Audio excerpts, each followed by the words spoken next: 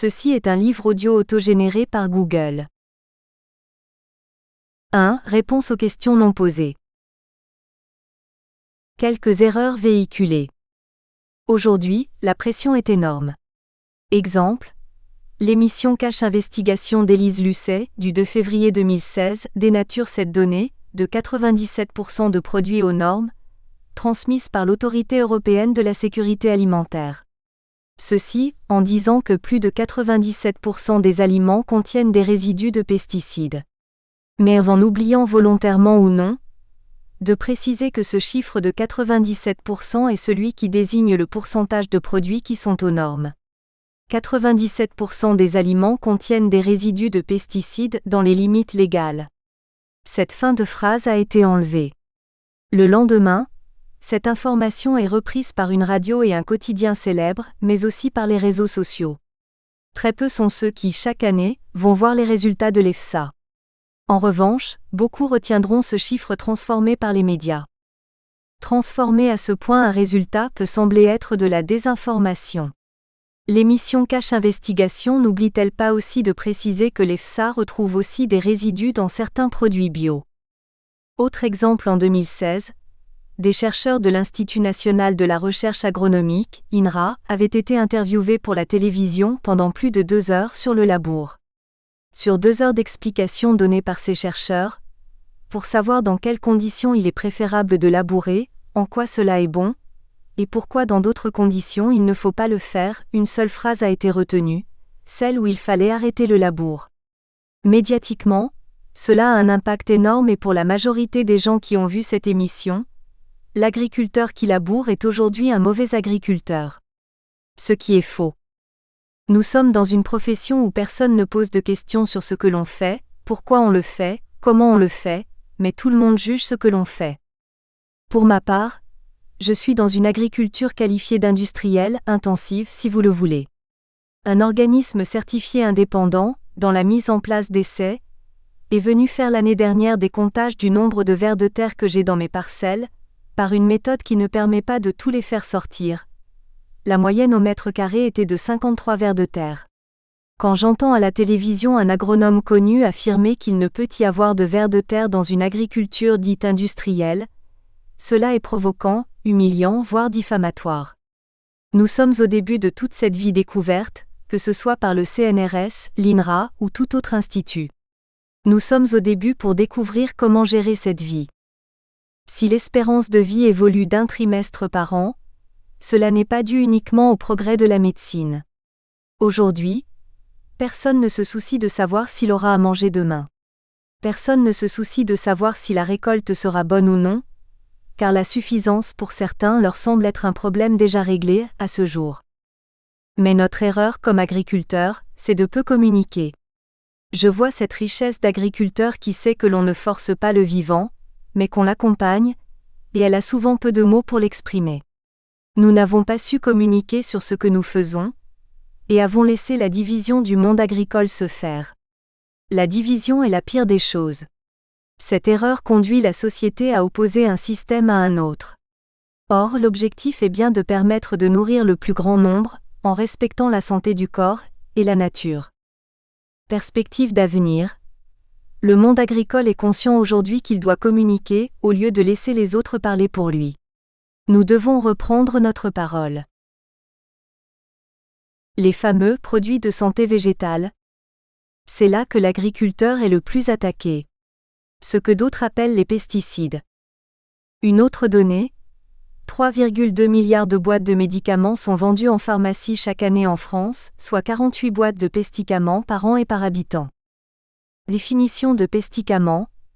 Produit de synthèse que prend l'espèce humaine qu'il trouve à la pharmacie plus ou moins en libre service, le matin pour se réveiller, le soir pour dormir, et pour soigner tous ces bobos entre les deux.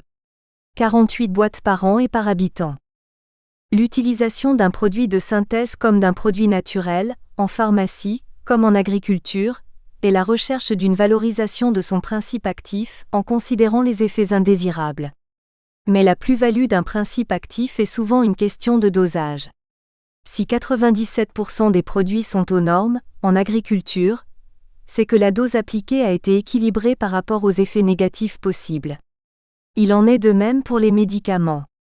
La plupart d'entre nous ont chez soi cette boîte de médicaments de base, en vente libre, où une simple ingestion d'une boîte et demie constitue la dose mortelle. Pourtant, nous n'avons pas sur la boîte le pictogramme de tête de mort ni la maison fermée à clé.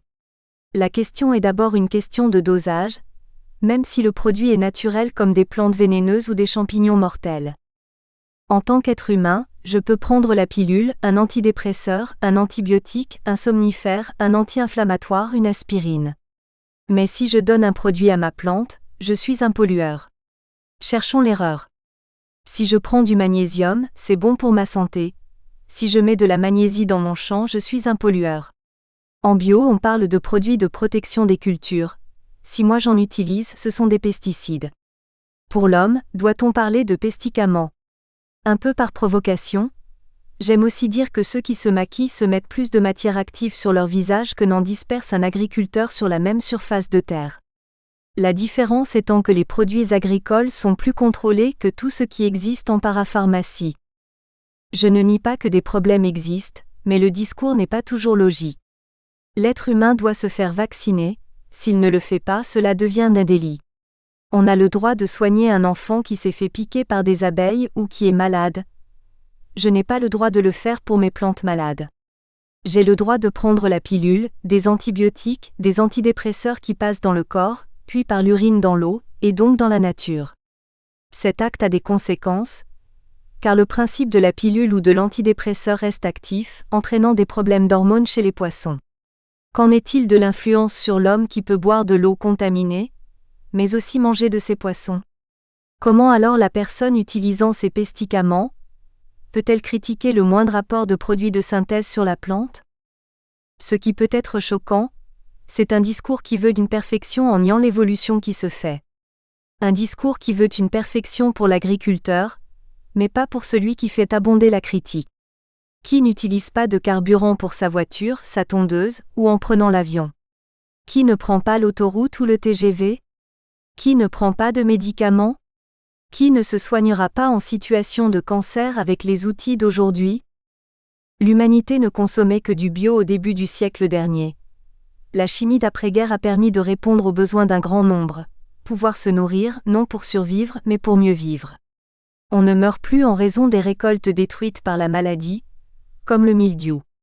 Rappelons l'exemple de la grande famine de 1845 à 1851 qui provoqua la mort de faim de plus d'1 million de personnes, principalement en Irlande. Aujourd'hui, aucune récolte de fruits ou de légumes n'est détruite par le mildiou. Doit-on se passer de cette sécurité alimentaire et prendre le risque d'une destruction de récolte? Le bio soigne-t-il le mildiou? Oui, comme en pommes de terre ou en vigne, avec du cuivre.